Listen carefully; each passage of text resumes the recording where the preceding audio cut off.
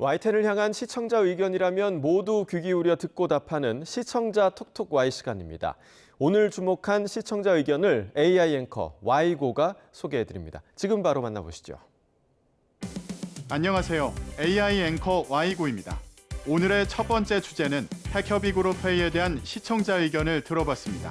자세한 내용 보도 먼저 확인해 보겠습니다.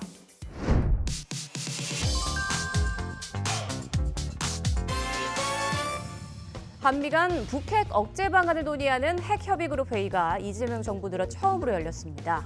얼마 전 핵협의그룹 5차 회의가 미국에서 열린 소식과 회의 내용을 살펴본 리포트가 있었습니다.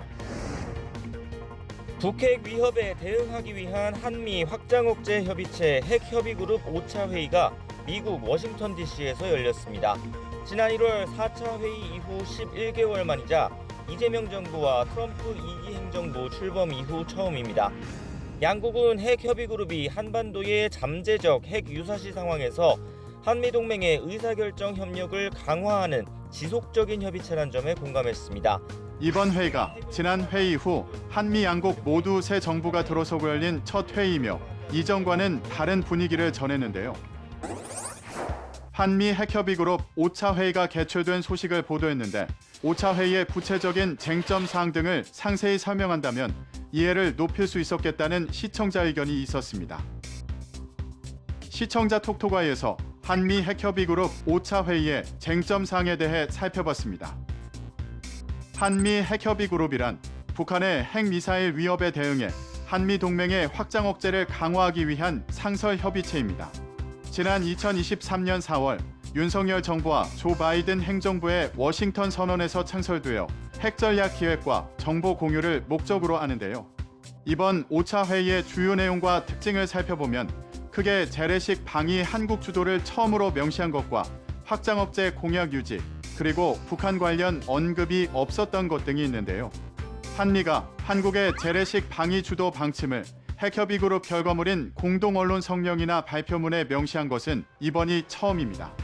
이 같은 발표는 한미 확장 억제의 핵심인 핵재래식 통합에서 한국이 더 많은 역할을 맡게 될 것이라는 의미로 볼 수 있는데요. 한국이 미국산 첨단 재래식 무기 체계를 구매하거나 자체 개발해 미국 핵전략 자산과의 시너지를 키우겠다는 것입니다. 그리고 미국 측은 핵을 포함한 미국의 모든 범주의 군사적 능력을 활용하고 한국에 대해 확장 억제를 제공하는 공약을 재확인했는데요. 한미는 정보 공유, 협의 및 소통 절차, 핵재래식 통합, 공동연습, 시뮬레이션, 훈련을 포함하는 확장 억제 모든 분야에서의 깊이 있는 대화를 통해 핵 억제 정책 및 태세를 유지하고 강화하기 위한 다양한 노력에 대해 논의했습니다. 또한 이번 5차 핵협의그룹 회의 공동언론 성명에는 북한이라는 표현 자체가 단 한 번도 쓰이지 않았는데요. 지난 윤석열 정부 당시 열렸던 4차 핵협의그룹 회의 결과물과 비교하면 가장 확연한 변화이며 북한과 대화를 재개하기 위해 주력하고 있음을 알 수 있습니다. 다음으로 시청자 톡톡과의 두 번째 주제는 경찰 보디캠에 대한 시청자 의견을 들어봤습니다. 어떤 내용을 담고 있는지 이어서 확인해 보시죠.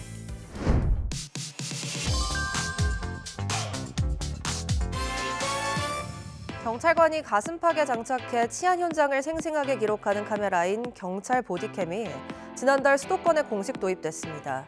경찰에게 보디캠이 공식 도입됐다는 소식을 알리며 보디캠의 장단점을 짚어본 보도가 있었습니다.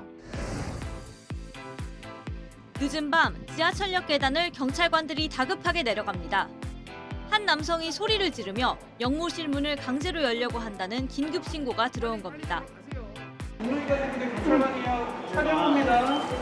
경찰관이 양쪽에서 팔을 붙들자 거세게 뿌리치고 욕설을 내뱉습니다. 손 하시잖아요 지금. 경찰은 손 대지 마, 손 올리지 마시고. 네? 생생한 현장 영상을 통해 보디캠의 역할을 알 수 있게 하고 이 영상이 어떻게 활용되는지 등을 짚은 보도였는데요. 수도권에 경찰 보디캠이 공식 도입됐다는 소식을 전했는데 관련해 보디캠을 도입한 해외 사례의 경우를 살핀다면 부작용을 줄이는 데 도움이 될 수 있겠다는 시청자 의견이 있었습니다. 시청자 톡톡아이에서 경찰 보디캠을 도입한 해외 사례를 알아봤습니다. 지난해 11월부터 경찰관 기동 순찰용 보디캠을 도입하면서 여러 우려와 기대의 목소리가 나오고 있는 가운데 해외 사례는 어떤지 살펴봤습니다. 캐나다에서는 고위험 감시 대상자 자동 식별을 위한 AI 보디캠 시범 사업을 실시했는데요. 이 시범 사업의 취지는 경찰관의 안전 확보입니다. 경찰청이 사전에 작성한 감시 대상자 리스트에는 공격성, 폭력성, 무장 여부, 도주 가능성 등 위험 요소를 바탕으로 분류한 위험 인물들의 신상영세가 등록돼 있는데요. AI 보디캠의 역할은 이들을 정확하게 가려내 경찰관에게 알려주는 것입니다. AI 안면인식 기술을 도입한 사례는 캐나다가 처음이 아닌데요. 유럽연합은 테러, 유괴 등 중범죄 상황을 제외하고는 공공 영역에서의 안면인식 기술 사용을 금지했지만 영국은 유럽연합 탈퇴 이후 런던을 중심으로 해당 기술을 적용한 상태입니다. 지난 2년간 안면인식 기술로 체포한 인원만 1,300여 명에 달하는데요. 미국의 경우 보디캠 사용으로 공권력 남용과 과잉 진압의 논란 소지를 줄이고 순찰 및 범죄 퇴치 효과를 높이자는 취지에서 사용하고 있습니다. 실제로 2012년 초부터 LA 지역에서 근무하는 경찰관 120명의 몸에 카메라를 부착한 결과 경찰의 과잉 대응에 대한 민원이 급격히 줄었다고 합니다. 마지막으로 오늘 시청자 톡톡과의 세 번째 주제는 한영 FTA에 대한 시청자 의견을 들어봤습니다. 이어지는 내용도 지금 바로 만나보시죠.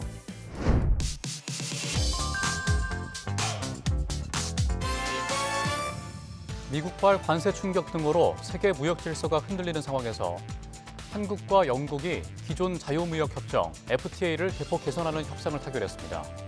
한국과 영국이 자유무역협정인 FTA 개선안 협상을 타결했다는 소식과 그 안에 담긴 내용을 살핀 보도가 있었습니다. FTA를 위한 발판을 마련했습니다. 이번 합의를 통해 양국은 우리에게 큰 관심사인 비자 문제의 어려움을 해소했습니다.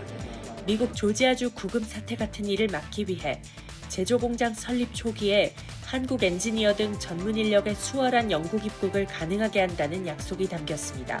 또 자동차와 K푸드 등 한국 주력 수출품에 대한 엄격한 원산지 기준을 완화해 중소기업들의 영국 진출을 확대할 수 있는 발판을 마련했습니다. 비자 문제, 고속철, 온라인 게임 분야 등 다양한 분야를 개선하고 개방한다고 전해 경제 효과의 기대감을 전했는데요.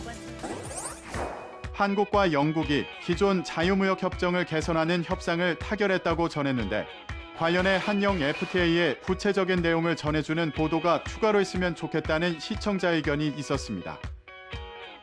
자세한 내용을 보충하기 위해 시청자 톡톡아이에서 한영 FTA의 구체적인 내용을 알아봅니다. 한국과 영국이 2년여간의 협상 끝에 한영 자유무역협정 개선 협상을 최종 타결했습니다. 한영 양국은 영국의 브렉시트 선언 이후 교역 투자 연속성을 확보하기 위해 지난 2011년 발효된 한 EU FTA와 동일한 내용으로 한영 FTA를 체결했으며 협정은 2021년에 발표했는데요. 공동선언문에 따르면 지난해 한국의 대형 수출의 36%를 차지하는 자동차의 경우 기존에는 당사국에서 55% 이상의 부가가치가 발생했음을 증명해야 무관세 혜택을 받을 수 있었지만 개선 협상에서 이 기준이 25%로 낮아졌습니다. 특히 전기차의 경우 배터리 제조 과정에 투입되는 리튬, 혹연 등 수입 원료의 가격에 따라 산출되는 부가가치가 크게 달라지는데 이번 기준 완화로 한국 기업의 FTA 관세 혜택이 늘어날 것으로 보입니다. K뷰티, K푸드 등 수출 유망 품목의 원산지 기준도 완화했는데요. 앞으로 화장품 등 화학제품은 화학반응, 정제, 혼합 및 배합 등 공정이 당사국에서 수행되는 경우 무관세 혜택을 받게 됩니다. 또한 만두, 떡볶이, 김밥, 김치 등 가공식품도 지금은 밀가루, 채소 등 원재료가 한국이나 영국에서 생산돼야 무관세가 적용되지만 이 요건이 삭제되면서 주요 재료를 제3국에서 수입해 국내에서 생산하는 경우도 무관세 혜택을 받을 수 있게 됩니다. 이외에 문화 부문에서도 기존 문화협력의정서를 개정해 강화된 재정 지원 등 현대화된 시청각 공동제작 협정을 체결하기로 했다고 합니다. YTN 방송의 부족한 부분을 채우는 시청자 톡톡아이 시간. 다음 주도 다양한 시청자 의견과 함께 돌아오겠습니다.